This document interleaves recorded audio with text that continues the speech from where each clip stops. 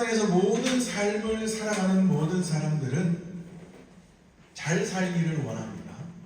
당연하겠죠? 잘 살기를 원합니다. 그런데 잘 산다라는 말, 제가 종종 말씀을 드리지만 이상하게 변질되어 가는 단어 중에 하나입니다. 대부분 우리 사람들이 잘 산다 하면 뭐를 생각한다고요? 뭐를 떠올려요? 니 잘 사나? 하면 뭐를 묻는 거예요? 돈 있나? 너같이 부자가? 이걸 묻는 거잖아요. 그죠? 야, 내 친구 누구 잘 살더라? 이러면 대부분 생각하는 게 뭐예요? 야, 걔들 집 괜찮게 살더라. 집 좋더라. 차 좋은 거 타더라. 이런 걸 생각합니다. 그런데 진짜 의미는 그게 아니다 라고 말씀을 드렸죠. 사전을 다시 한번 찾아봤습니다. 잘 살다에서 살다를 빼고 잘이라는 부사의 뜻을 찾아보았더니요, 뭐라고 나오는가 하면 옳고 바르고, 그리고 좋고 훌륭하게, 또는 익숙하고 능란하게. 이것을 영어로 바꾸어서 찾아봤더니요, 솜씨 있게, 정상적으로, 알맞게, 충분히, 이런 뜻을 가지고 있습니다. 이러한 부사를 다시 살다에 붙이면 뭐가 돼야 됩니까? 그러면 잘 살다라는 뜻은 뭐가 돼야 돼요? 옳게 산다, 바르게 산다, 훌륭하게 산다, 정상적으로 산다, 알맞게 산다라는 뜻이 되어야 하는 것이 맞는데, 우리는 뭐라고 이해하고 있다고요? 부자로 산다는 것을 잘 산다라고 이해하고 있습니다. 이상하게 잘을 떼고 부사를 떼고 살다를 떼어놓으면 각자가 알맞은 뜻으로 쓰이는데, 붙여놓으니 변질된, 그러니까 변해버린 단어로 사용되어 가고 있다. 얼마나 그렇게 되었냐면, 국어 사전에도 잘 살다를 찾으면요, 부유하게 살다라는 뜻이 되어 있고요, 영어 사전에도 찾았더니요, 부자로 또는 건강하게 또는 부유하게 라는 뜻으로 변해버렸습니다. 시대가 변하면서 많은 사람들이 그렇게 쓰니 어쩔 수 없이 사전에도 명시되어진 단어니 그것을 잘못되었다고 말할 수는 없지만, 실제로 원뜻을 보면 어떻게 되었다고요? 변질된 단어라고 우리는 볼 수가 있습니다.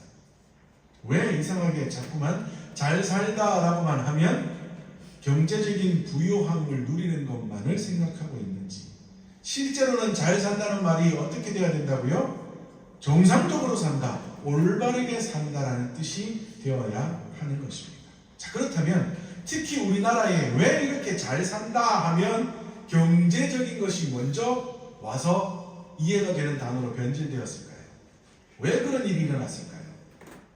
저는 이것을 새마을운동이 그 단어니까, 물론 새마을운동은 나쁜 것이 아니었어요. 그죠? 1970년도에 청도에서 시작되었고, 어떠한 사람이 그것을 연구해서 이렇게 농촌을 살리면 괜찮겠다라는 연구를 하고 발표를 하고 그 지역에서 이루어 보았더니 괜찮아졌어요. 그래서 그것을 당시 대통령이었던 박정희 대통령이 이것을 한 지역뿐 아니라 온 나라에 다 퍼지게 하자라고 해서 온 나라가 그때부터 새마을운동을 일으켰던 거예요. 그런데 물론 좋습니다. 온 나라가 경제적인 부를 가지며 모두가 함께 경제적인 이익을 누리며 살아가는 것은 좋은 일이고, 그 일은 잘 되었다고 볼 수가 있습니다. 물론 그 일의 결과적으로 보면 그 당시에 대통령이 잘한 게 아니라 누가 잘한 거예요? 그것을 받아들이고 열심히 노력한 모든 당시의 어른들, 국민들이 열심히 살았던 결과입니다. 여하튼 그것은 좋은 거라고 남겨놓고 보면, 그런데 그렇게 행하였던 새마을운동으로 인하여 이 잘 산다라는 단어가 변질된 이유가 무엇인가 하면, 그때 불렀던 노래가 뭐예요? 잘 살아보세, 잘 살아보세, 잘 살아보세. 그때 말하는 잘 살아보세는 어떤 뜻이었다고요? 좀 우리 부자로 살아보자. 왜 나라가 왜 우리 개인 가정들이 이렇게 어렵게 사느냐? 농촌도 어떤 개혁을 통하여서 나라도 어떤 개혁을 통하여서 모두가 함께 경제적인 부를 누리며 살아가는 농촌으로 나라로 변화시켜 보자라는 뜻에서 잘 살아보자라는 노래를 함께 부른 결과가 지금까지 이어져서 어떻게 변질되었다고요? 잘 산다는 말은 경제적인 부를 누리며 살아가는 것처럼 변질되었다. 그 단어가 이제는 사전에까지 있으니 어쩔 수 없이 쓰는 것은 맞으나 진짜 의미는 우리가 잘 생각해야 한다. 자, 그런데 사람들이 또 왜 잘 산다는 의미를 무조건 경제적인 부유에 대해서만 의미되는 거라고 사용하고 있는가? 사람들한테 물어봐요. 왜 잘 살고 싶으십니까? 라고 물으면 대부분 사람들이 뭐라고 대답할까요? 자, 한번 질문을 받았다고 생각해 보세요. 왜 잘 살고 싶으세요? 왜 잘 살고 싶으세요? 답이 뭘까요? 그 다음 얻는 것이 뭔가 하면 행복해지려고요. 우리 가족들과 함께, 우리 자식들과 함께, 우리 부모님과 함께 우리 가정을 더 행복한 가정으로 이루고 싶어서 잘 살아보고 싶습니다 라고 말합니다. 자, 그런데 여러분, 행복이 어디에서 올까요? 특히 지금 대부분의 나라들이 그렇지만 특히 우리나라가 행복은 어디에서부터 온다고 생각하고 있습니까? 여러분들은 그렇게 생각 안 하시나 봐요. 대부분 사람들은 행복이 어디서부터 온다고 생각해요? 돈에서부터 온다고 생각해요. 돈이 많으면 행복하다고 생각합니다. 지금 모든 삶의 인프라가 돈을 통하여서 살아야 하는 것으로 꾸려져 있기에 그것도 어떻게 보면 또 한편으로 보면 맞는 말이라고 할 수도 있겠지만 진짜 행복은 돈에서 올까요? 아닙니다. 행복은요, 진짜 행복은 그 사람이 어떻게 무엇을 위하여 살아가고 있느냐에 따라서 진짜 행복이 오는 겁니다. 우리나라는 모든 행복이 돈에서부터 온다고 그렇게 주창하고 있음에도 불구하고 전 세계의 행복 지수를 따져보면 우리나라는 하위, 저 뒤쪽에 있다. 그런데 진짜 행복 지수가 높은 나라들에 가보면 행복은 돈에서 온다고 그 사람들은 결코 말하지 않더라고요. 행복은 그 사람의 존재 이유, 즉 존재 목적, 무엇을 위하여 내가 살아가고 있느냐에 따라서 행복이 온다고 그 사람들은 믿고 있더라고요. 그것을 온전하게 믿는 사람들은 경제적인 부가 있어야 잘 산다라고 결코 말하지 않습니다. 예전에 어떤 뉴스에서 이런 것을 봤습니다. 과일을 팔고 그 과일 판 돈을 가지고 부동산을 사서 또 재산을 증식하고 그렇게 열심히 살아왔던 부부가 총 모아들인 재산이 얼마일까요? 400억이었대요. 400억. 그런데 이분들이 거의 생애 마지막 때쯤 되어서 이 400억을 뭐 한 줄 아십니까? 전부 다 사회에 기부하셨습니다. 마지막 자신들이 살 얼마간을 남겨둔 다음 모든 돈을 다 사회에 기부하셨습니다. 이 사람들에게 행복이 돈에 있다면 죽을 때까지 붙들고 있다가 죽었지 않았을 거예요. 그런데 이분들은 삶의 이유, 삶의 목적이 돈에 있지 않다. 행복의 원인이 돈에 있지 않다는 것을 아셨기에 마지막에 그렇게 일평생 열심을 다하여 벌어들인 돈을 사회에 기부하고 그렇게 돌아가셨다고 합니다. 정말 이러한 삶이 어떤 삶이에요? 잘 사는 삶입니다. 잘 사는 삶. 행복한 삶입니다. 우리도 잘 살아야 합니다. 우리도 이러한 사람들처럼 잘 살아야 합니다. 그런데 우리에게는 기부할 돈이 있어요? 없어요? 기부할 돈 없어요? 또는 어떤 의인들처럼 건강해서 어떤 사람들의 목숨을 구할 만한 그러한 능력도 없어요. 그렇지만 그러함에도 불구하고 우리는 잘 살아야 합니다. 그렇다면 진짜 잘 사는 삶이 무엇인지 그것을 알아야 우리가 잘 살지 않겠습니까? 그것을 가르쳐 주는 것이 오늘 우리가 읽은 잠언 19장 19절 한 절의 말씀입니다. 오늘 이 한 절의 말씀 가운데에 무엇이 잘 사는 것인지, 무엇이 올바르게 사는 것인지 그것을 말씀해 주고 있는데, 이 말씀은 좀 긴 말씀이라서 이 말씀도 아마도 한 2주에서 길면 3주 동안 함께 나누게 될 터입니다. 그래서 오늘은 가장 먼저 그렇게 올바르게 살아가는 사람의 삶은 성경에서 뭐라고 말하고 있는지, 그리고 본문을 길이라는 것을 통하여 설명을 하면서 먼저 함께 은혜를 나누고자 합니다. 자, 오늘 본문은 게으른 자의 길은 가시울타리 같으나 정직한 자의 길은 대론이라고 말씀하고 있습니다. 그런데 여기 이 구절에서 뭔가 좀 이상한 게 느껴지지 않습니까? 게으른 자의 길은 가시울타리 같으나 이랬으면 그 다음에는 뭐가 나와야지 맞아요? 게으른 자의 반대말은 뭐예요? 부지런한 자. 그러니 게으른 자의 길은 가시울타리 같으나 부지런한 자의 길은 대론이라 이렇게 나오는 게 맞겠죠. 그런데 오늘 본문에서는 뭐라고 나와요? 게으른 자의 길은 가시울타리 같으나 정직한 자의 길은 대론이라 이렇게 나오고 있습니다. 이게 무슨 뜻인가 하면 이게 바꿔도 돼요. 게으른, 그러니까 정직한 자를 부지런한 자, 충성된 자라고 바꿔도 됩니다. 그런데 왜 성경이 이렇게 의도적으로 단어를 사용했는가 하면, 여러분, 게으른 자의 특징이 뭘까요? 게으른 사람의 특징이 뭘까요? 가장 큰 특징이 뭔가 하면 거짓말이랍니다. 거짓말. 왜 거짓말을 해요? 자신의 게으른 것을 뭐 하기 위해서? 게으르지 않다고 변명하기 위해서 거짓말하는 것이 게으른 자의 가장 큰 특징이랍니다. 그러고 보니 맞는 것 같아요. 게을러요. 그러고 보니 제가 지난 일주일 동안 참 게으르게 살았습니다. 지난 일주일 동안 설교를 준비하러 화요일날 하루만 나오고 교회도 계속해서 출근해가지고 말씀을 보고 연구하고 해야 되는데, 지난 일주일 동안은 얼마나 교회 나오기가 싫고 막 그런지요. 괜히 막 날씨도 또 더워지려고 그러고 막 이러니까 굉장히 또 교회를 주로 걸어서 오니까 걸어오는 것도 귀찮고 막 그렇더라고요. 그래서 일주일 동안 하루가 이틀밖에 못 오고 계속 못 왔어요. 자, 이렇게 게으른 사람은 누가 물어요. 그러면 뭐를 할까요? 변명해요. 변명. 그죠? 아이고, 지난주에 제가 몸이 좀 안 좋아가지고요. 좀 피곤해서요. 실제로는 피곤했을까요? 안 피곤했을까요? 안 피곤했어요. 아팠을까요? 안 아팠을까요? 안 아팠어요. 집에서는 운동한다고 실내 자전거 열심히 타고 했어요. 안 아팠어요. 안 피곤했어요. 그런데 그렇게 게을렀던 삶을 뭐 하기 위해서? 변명하기 위해서 거짓말을 만들어내는 것이 게으른 자의 뭐예요? 특징입니다. 특징. 그래서 그렇게 거짓말하는 자의 반대로 보면 뭐가 있어요?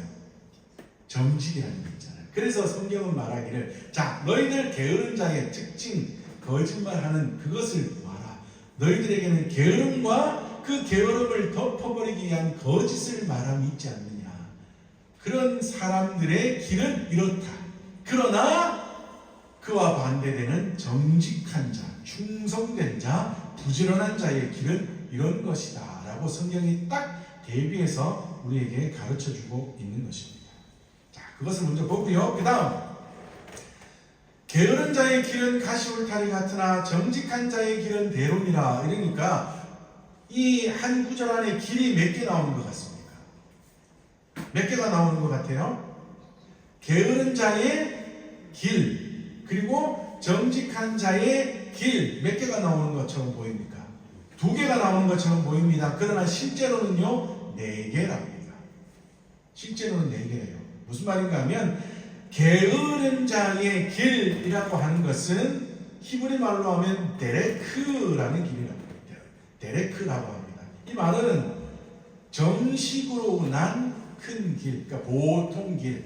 옛날 같으면 마을 앞에 사람들도 다니고 말도 다니고 하는 그러한 보통 길, 이것을 말합니다.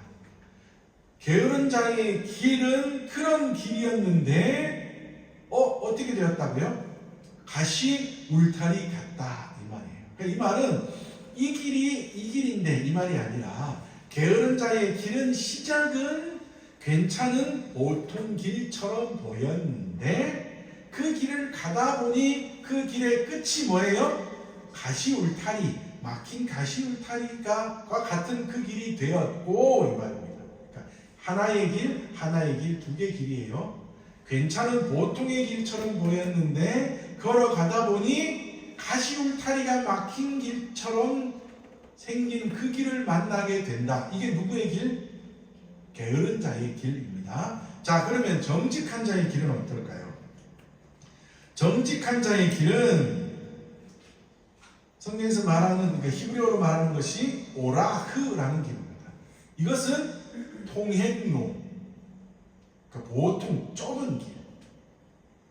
예전에 한번 말씀드리면서 그때 우리가 사진을 봤나 모르겠는데 중동 지방에 가서 보면 흙이나 지금도 우리가 영화 같은 데 보면 막 중동 지방의 전쟁 영화 이런 걸 보면 전쟁하는 군인들이 골목 사이를 지나갈 때 보면 겨우 한 사람이 지나가고 아니면 그 골목 사이에 집과 집 사이에 이렇게 숨어 있잖아요.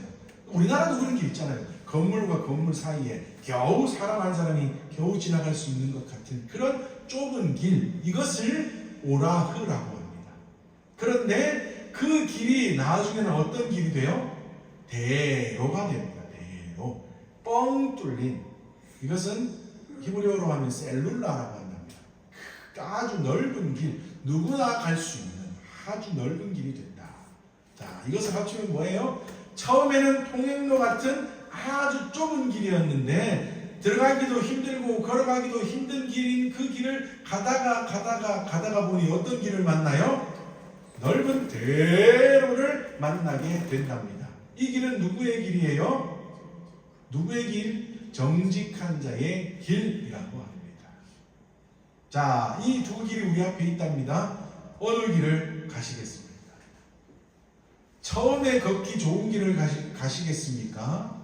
처음에는 걷기 어렵지만 나중에 뻥 뚫린 대로를 만나는 그 길을 가시겠습니까? 출발할 때는 모르니 뭐 어느 길을 갈지 당연히 넓은 길을 택한다고 생각할 수 있겠지만 결과까지 안다면 어느 길을 가시겠습니까? 처음에 출발할 때는 힘든 길을 가시겠습니다. 길은요, 시작이 중요한 것이 아니라 뭐가 중요해요? 끝이 중요합니다. 우리가 걸어다니는 길은 뭐 도착하는 곳이 있으니 그냥 무조건 가는 것이 중요하겠지만 여기서 말하는 길이라는 것은 어떤 길이요?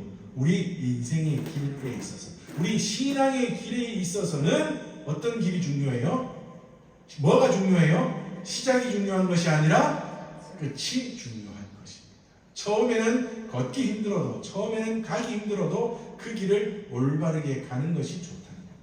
그렇게 그 길을 가는 사람은 성경에서 말하기를 어떤 사람이라고요? 정직한 자라고 말씀하고 있습니다. 그러면 우리는 그 길을 가기 위해서는 어떤 사람이 되어야 합니까? 정직한 사람이 되어야 합니다. 게으른 사람이 아니라 정직한 사람이 되어야 합니다. 우리가 다음 주부터는 게으른 사람이 어떠한 사람들이고 정직한 사람이 어떠한 사람들을 함께 살피겠지만, 우리가 그냥 가장 쉽게 생각한다면, 그렇다면 정직한 사람은 어떤 사람이 정직한 사람이에요? 이 단어가, 이 구절이 처음에 왜 게으른 사람과 정직한 사람이라고 이렇게 대비시켰다고요? 게으른 사람이 뭐를 잘하기에? 거짓을 잘하기에. 그렇다면 정직한 사람은 어떤 사람이 정직한 사람이에요? 거짓을 하지 않는 사람. 그렇다고 해서 그냥 말로 거짓말 하지 않는 것 정도가 아니라 속이지 않는 삶을 살아가는 것이 정직한 사람입니다. 여러분, 속이는 것, 우리는 속일 수 있어요, 없어요? 얼마든지 속일 수 있습니다. 그죠? 그런데 자식들은 부모를 잘 속일 수 없어요. 그죠? 뻔히 다 알아요. 그죠? 자식들. 저도 예전에 어릴 때 그랬잖아요.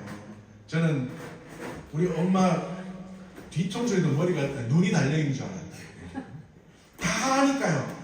자식들이 뭘 하고 사는지를 다 아니까요. 그런데 제가 자식을 낳고 아버지가 되어서 큰 애들을, 학생 아이들을 키우다 보니까요, 저도 뒤통수에 눈이 생기더라고요.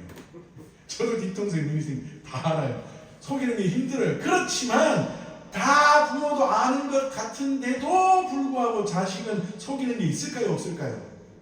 있어요. 그죠? 있어요. 누구나 속일 수 있습니다. 다 속이며 살아갈 수 있습니다. 부모도 속일 수 있고요. 자식도 속일 수 있고 부부 간에도 속일 수 있고 다 속일 수 있어요. 그래서 영화 같은 걸 보면 그 속이는 것을 소재로 해서 만든 영화들 많잖아요. 무슨 뭐 휴대폰을 부부가 모여서 이렇게 식사를 하는 중에 휴대폰을 놓고 전화 오는 건 무조건 받기로 하자라고 했더니 거기서 막 문제가 일어나고 싸움이 일어나는 그런 영화들도 많잖아요. 속인 줄 알았는데 결국에는 다 드러나는. 자, 사람은 살아가다 보면 누구나 다 속일 수 있습니다. 그러나 누구는 속일 수 없을까요? 누구는 속일 수 없을까요? 하나님은 속일 수 없습니다. 지금 이 순간에도 우리를 바라보고 계시는 하나님은 우리는 결코 속일 수 없습니다. 그런데 우리는 어떻게 착각하고 살아요? 속이고 있다고 착각하고 살아간다. 정직한 자는요, 여기서 벗어나는 것이 정직한 자, 가장 정직한 자입니다. 뭐예요? 하나님을 속일 수 없다는 것을 깨닫는 자. 그리고 하나님 앞에서 모든 것을 드러내며 가장 올바르게 살아가려고 노력하는 자. 그렇다고 늘 말씀드리잖아요. 우리는 100%가 있어요, 없어요? 우리가 100% 뭘 할 수 있겠냐고요. 실제로 따지면 우리는 1%도 하나님의 말씀을 이룰 수 없는 자예요. 지난주에도 말씀드린 것처럼 우리는 10계명조차도 단 한 자도 지킬 수 없는 사람입니다. 그럼에도 불구하고 뭐 하는 거예요? 노력하며 살아가는 거. 하나님 앞에서 말씀대로 살아가려고 오늘도 넘어지고 오늘도 깨지고 그렇지만 다시 일어나서 다시 한 발자국 한 발자국 하나님께로 가까이 나아가 살아가는 것. 이것이 뭐예요? 하나님 앞에 우리가 하나님을 속일 수 없다는 것을 인정하고 하나님 앞에 다 내려놓고 살아가는 것이요. 이것이 바로 오늘 잠언이 말씀하는 거예요. 정직한 자의 삶의 모습입니다. 이러한 삶을 살아가는 사람은 뭐예요? 처음에 길은 통로 같은 좁은 길이었는데 그렇게 비틀비틀거리지만 깨지고 넘어지고 피투성이가 되어 살아가지만 오늘도 하나님께로 가까이 나아가고자 하루 한 발 한 발 열심히 살아갔더니 그 길 끝에서 뭐를 만나는 거예요? 대로를 만나고 우리에게 칭찬하시는 예수님을 만나는 그러한 삶을 살아갈 수 있게 된다는 겁니다. 이것이 정직한 자의 삶입니다. 오늘 우리가 기억해야 될 것은 정직한 자는요 100%는 아닙니다. 결코 우리는 100% 할 수 없습니다.